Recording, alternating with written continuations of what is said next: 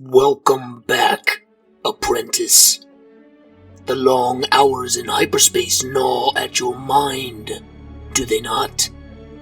You are wise to seek to fill your idle time. You have learned much and progressed far. I will continue your education on the history of the Force. When last we spoke on this matter, we had just finished discussing Darth Bane and the new Sith Wars. Now, we will learn of the Rusaan Reformations and the era of stagnation and corruption that they heralded. Unlocking file, History of the Force, Legacy of Ruusan. Processing.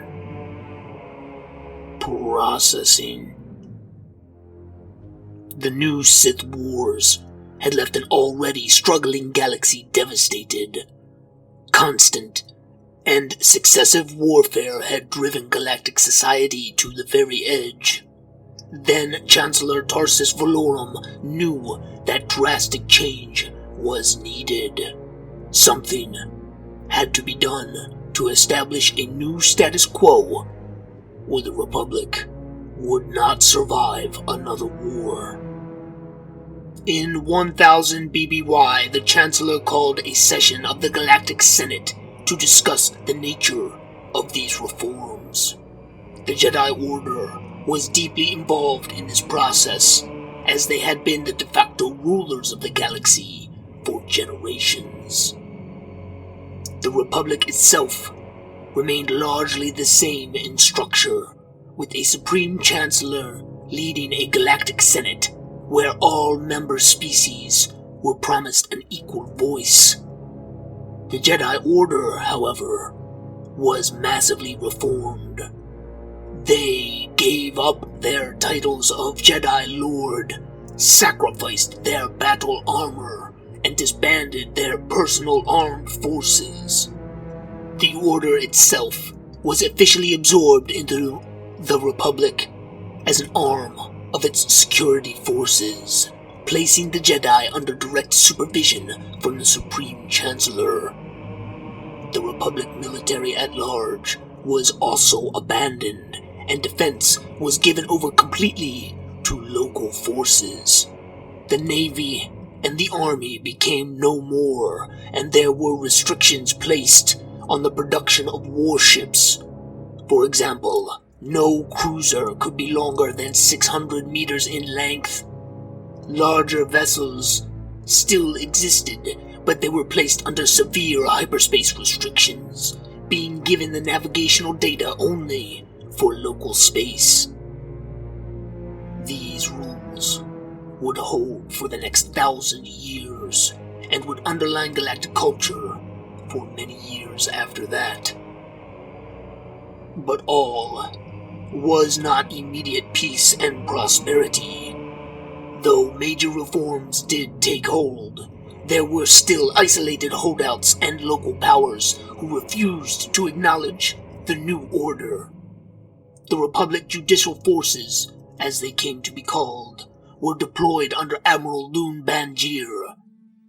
There would be conflict for the next 100 years, but the fighting was mostly confined to less populated areas of space. Things never escalated to the point of past wars, and by 900 BBY, the Unification Wars were at an end. The government of the Republic was strong, from the core to the outer rim. The Jedi, in the meantime, thought the Sith absolutely destroyed, and sought to completely erase memory of them in order to prevent their return. Records of the Sith were buried, artifacts locked away forever within the Jedi Temple, and new codes and regulations were put into place. Grand Master Fei Coven, a powerful Jedi Master, believed that the Order needed to be tightly controlled in order to ensure that they did not lose their way again. She started the practice of training Jedi as young children, and she is the author of the Jedi textbook still in use today, Jedi Path. At first, these reforms had the intended effect.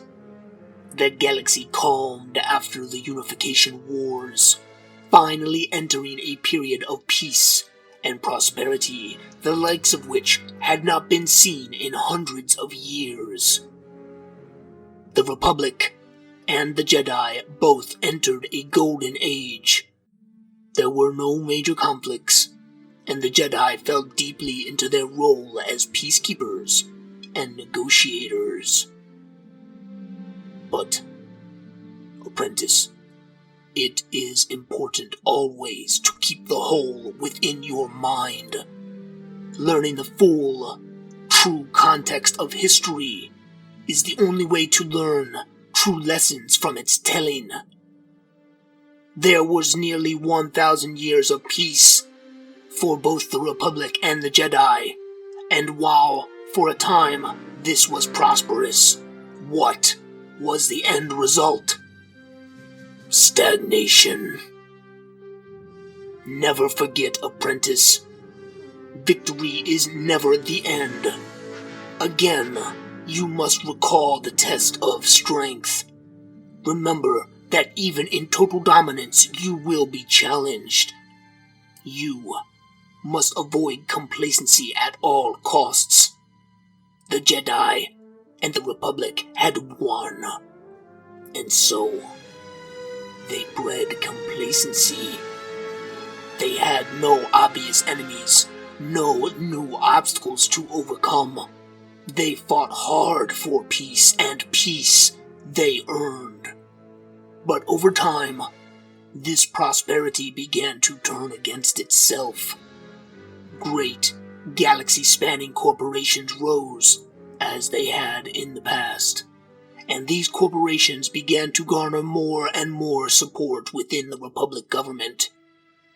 They became so powerful that for the first time in galactic history, corporations were given seats within the Galactic Senate itself. This allowed them to directly steer rule of the galaxy, and they began to slowly whittle away at the Republic's power, prying the galactic government's grip free of the Outer Rim and replacing it with themselves. Whole planets became owned by groups such as the Trade Federation, the Techno Union, or the Intergalactic Banking Clan. The rights of individuals began to slowly disappear as more and more members of the Republic became bought out by corporate interests. By 100 BBY, the Republic existed in name only in the Outer Rim, the days of direct control far behind them. The government was widely viewed as ineffectual, corrupt, and even in some places tyrannical. This was an image that the now enormously powerful companies worked hard to further. Groups such as the Trade Federation only profited as the Republic became weaker, and as they were seen as more ineffectual, it served them better. Enormous amounts of resources were pumped into weakening the centralized nature of Republic power. Whole sections of the outer and mid-rims were given over directly to corporations to manage, leading to rampant abuse of workers' rights and the environment. Things only got worse as times progressed, the courts becoming stymied with an overflow of grievances against both the Republic and the corporations it had allowed to grow out of control. The Senate became bloated, almost nothing of substance able to pass the floor. This was an atmosphere that the Sith helped fuel. Bane's rule of two proved effective, if imperfect, and for 1,000 years the Sith hid behind the scenes, manipulating things from the shadows, growing in power from one master to the next. They helped to fuel the greed and corruption that led to the rise of the corporations, and when things became too stagnant, they helped to fuel the flames of separatism. They staged attacks and demonstrations across the outer and mid-rims, even among some of the core worlds, always taking great care to remain hidden from the Jedi. Tension would eventually rise to a fever pitch, and this fever would lead to the breakdown of the Rusaan Reformations.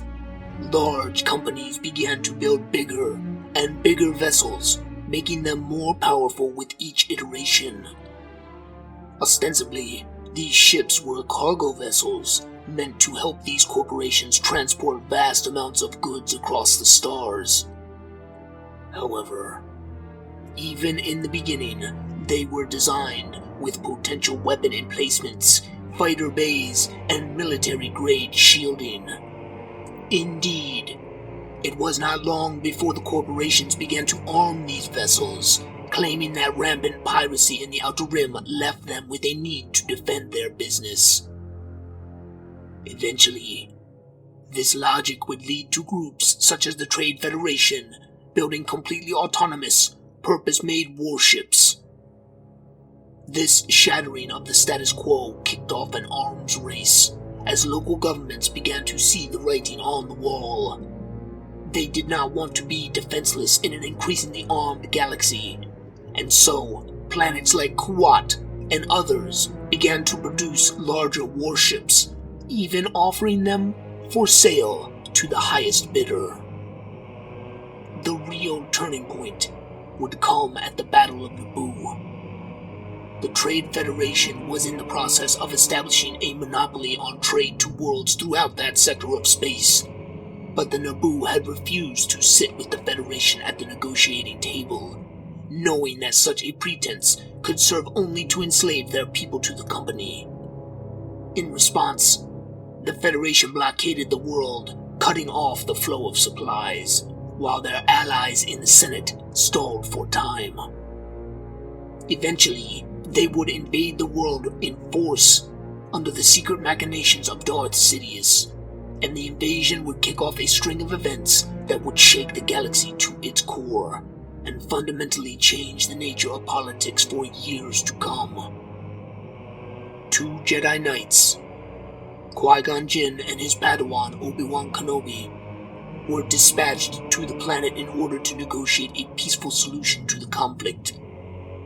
While there, Lord Sidious would order their destruction, but the Jedi would escape, fleeing to the world below, where they would meet the Queen of Naboo, Padme Amidala, helping her to escape the planet so that she could present her case before the Senate in person. The group would run the Trade Federation blockade, though their vessel would be damaged and they would be sent far off course. They would land on the planet of Tatooine to make emergency repairs, and there, Qui-Gon would stumble upon the young Anakin Skywalker. Anakin was the prophesied chosen one of the Jedi, and Qui-Gon could tell almost right away that the boy was special. He would test the child's midichlorians and find he had the highest count in perhaps all of history. A series of events would then unfold, which would end with Anakin leaving his homeworld to seek Jedi training. The group would arrive at Coruscant, and there make the case before the Senate for action against the Federation. In the Senate, as they were wont to do, dithered, stalling their response for their corporate allies. Padme responded by calling for a vote of no confidence in the then Chancellor Valorum, a descendant of the same man who instituted the Roussan Reformations in the first place. Valorum would be voted out in a landslide, and the young Chancellor Palpatine would rise to take his place.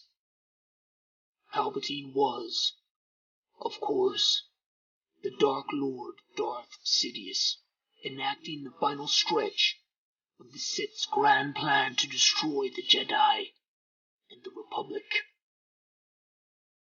Padme would then go with her new Jedi friends back to her homeworld, where they would fight to liberate it from the Trade Federation. They would rally the native inhabitants of the planet and smash the Federation forces in a single day across 3 separate battles. We will discuss these battles in detail later. For now, it is important to know that the defeat would set the Federation back, but it would not destroy them. Indeed, the lack of any real punitive responses to the Trade Federation's actions helped to fuel dissent against the Republic. Demonstrations and unrest spread like wildfire across the entire Outer Rim. Lord Sidious would go to Naboo, in his role as Chancellor, to help celebrate